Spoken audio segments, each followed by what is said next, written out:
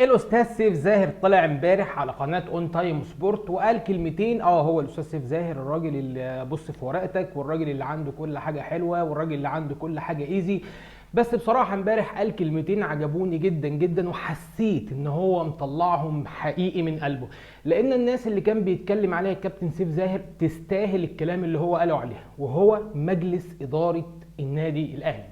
مجلس إدارة النادي الأهلي السنة اللي فاتت تحمل ما لا يتحمله أي حد، تحمل انتقادات، تحمل لعيبة الجماهير قالت عليها إن هي لعيبة كسر، لعيبة ما تنفعش النادي الأهلي، ولعيبة ما ينفعش إن هي تلبس تيشيرت النادي الأهلي. تحمل أشياء كتيرة جدا جدا، ولكن في آخر الموسم خد قرار مهم جدا جدا. النادي الأهلي خد قرار إن هو ما يكمل باقي الدوري، كان خلاص الدوري يعتبر منتهي وخسرنا الدوري السنه اللي فاتت، فكان النادي الاهلي واخد قرار مهم جدا ان هو ما يكملش باللعيبه الكبار باقي الدوري، ويديهم فرصه للراحه، ويديهم فرصه للاستجمام، ويديهم فرصه ان هم يبعدوا شويه عن الملعب، يبعدوا عن ضغط الجماهير.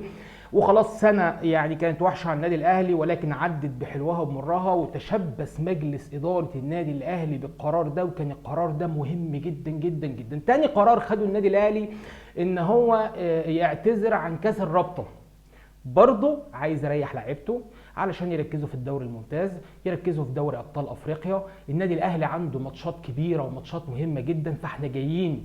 وبحيي الكابتن سيف زاهر على كلامه على مجلس اداره النادي الاهلي، ان ده مجلس فعلا كروي بياخد قرارات مهمه للكوره. النادي الاهلي السنه دي بفضل الله سبحانه وتعالى في كل اللعبات حاصل بطولات بفضل الله سبحانه وتعالى كبيره جدا ومهمه جدا. فلازم النهارده حضرتك لما تيجي وتشوف حاجه كويسه لازم تحيي مجلس الاداره فردا فردا، الكابتن محمود الخطيب، الاستاذ عمرو فاروق، محمد سراج الدين، وغيره وغيره وغيره، كلها ناس محترمه وناس تستاهل الاشاده، لان هم عملوا طفره بفضل الله السنه دي في النادي الاهلي. الكابتن خالد الغندور برضو عشان نتناول الناس والكلام، كابتن خالد الغندور انت حضرتك كنت لعيب كوره كويس، ولكن اعلامي فاشل صدقني تماما. اعلامي ما بيحضش غير على الفتنه، اعلامي مش عايز يشوف غير الجماهير ماسكه في بعض، اعلامي بيطلع تصريحات مستفزه جدا جدا لجماهير النادي الاهلي، ولما جماهير النادي الاهلي ترد عليه هو بيزعل منها جدا، بينزل تويته بيقول لك فيها انا رايح الاسماعيليه وبيراميدز رايح الاسماعيليه وهنلعب في الاسماعيليه. ما تروح يا سيدي تلعب في الاسماعيليه، ايه المشكله يعني؟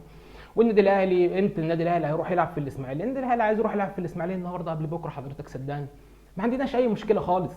ولكن انا مش بايد القرار حضرتك، القرار بايد الامن، القرار بايد الامن. انا مش متدخل في اي شيء، الامن هو ليه السلطه العليا ان هو يقول والله النادي الاهلي يروح يلعب في الاسماعيليه. النادي الاهلي طلب كتير جدا ان هو راح يلعب في الاسماعيليه.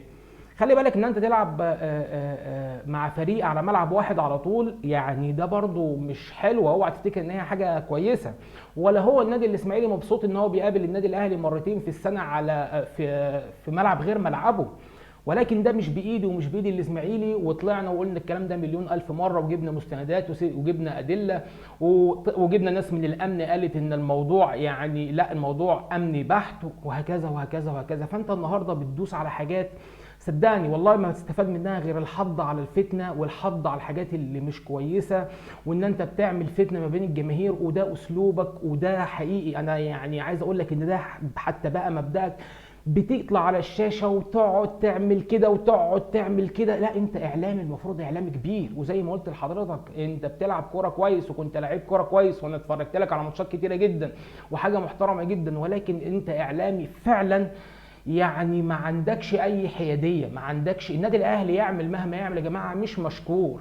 النادي الاهلي يكسب بيراميدز في كاس مصر وياخد بطوله مش مشكور، يكسب السوبر برده من بيراميدز بعد انسحاب الزمالك مش مشكور، يكسب السوبر من نادي الزمالك في اول الموسم برده مش مشكور. النادي الاهلي بيوصل مع صن داونز ان شاء الله، يعني اكيد بنسبه 90% ان شاء الله النادي الاهلي هيعدي. وانا شايف ان ماتش صن داونز والوداد البيضاوي يعني حظوظ صن داونز اقوى بكتير من نادي الوداد، لان انت النهارده لو بصيت على الماتش اللي فات يعني صن داونز بيلعب بتسع لعيبه، يعني اتطرد منه اثنين لعيبه ومطرود منه واحد تقريبا من قبل ما يخلص الشوط الاول.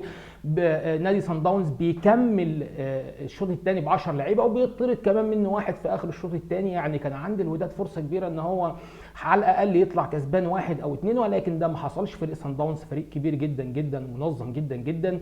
صدقوني يا جماعه الكوره في الماتش ده، عايز بس اقول للاعيبه النادي الاهلي قبل ما اخش في النقطه دي، لعيبه النادي الاهلي لازم يعرفوا ان هم قدام ماتش قوي جدا جدا. انا مؤمن ان كل حاجه في الكوره يعني ممكن تحصل، بس ولكن مؤمن ان الاهلي يقدر يكسب، ومؤمن كمان ان صن داونز يقدر يكسب. لان انت النهارده ولو حضرتك بصيت، دي كانت مجموعه النادي الاهلي، دي كانت مجموعه النادي الاهلي. يعني ان انت تطلع من مجموعتك انت وصن داونز وتوصلوا للنهائي، دي اقوى مجموعه، وصن داونز فريق مش قليل. فانا عايز اقول لحضراتكم عايزين نتقبل كل شيء. يعني انا هتقبل كل شيء بصراحه، المكسب او الخساره، انت بتقابل فريق كبير، بتقابل فريق خلينا نتكلم بمنتهى الامانه فايز عليك مرتين بنتيجه مش كويسه ونتيجه مش حلوه في حقك. فاذا النهارده لازم ده يبقى دافع، ويبقى ليك يعني دافع كبير جدا ان انت تكسب. والله العظيم يا جماعه انا قلت قبل ماتش الهلال السوداني، والله بجد قلت قبل ماتش الهلال السوداني لو النادي الاهلي، وان شاء الله باذن الله هحط لحضراتكم لينك الحلقه اللي انا قلت فيها الكلام اللي هقوله دلوقتي، ان شاء الله هحطها لكم في الكومنتات او تحت الحلقه لو الناس تتفرج علينا على اليوتيوب. قلت ان النادي الاهلي لو عدى الهلال السوداني وكسب وعدى ووصل، النادي الاهلي هيوصل هو وصن داونز للنهائي، لان انا كنت شايف ان الاهلي وصن داونز اقوى فرقتين موجودين على الساحه. بصراحه خلينا نتكلم معاك بمنتهى الامانه، كل الفرق التانية زي ما انت شفت المستوى كده عامل ازاي، فانا كنت متوقع ان الاهلي وصن داونز يوصلوا للنهائي. ان شاء الله باذن الله الاهلي يقدر يعمل حاجه.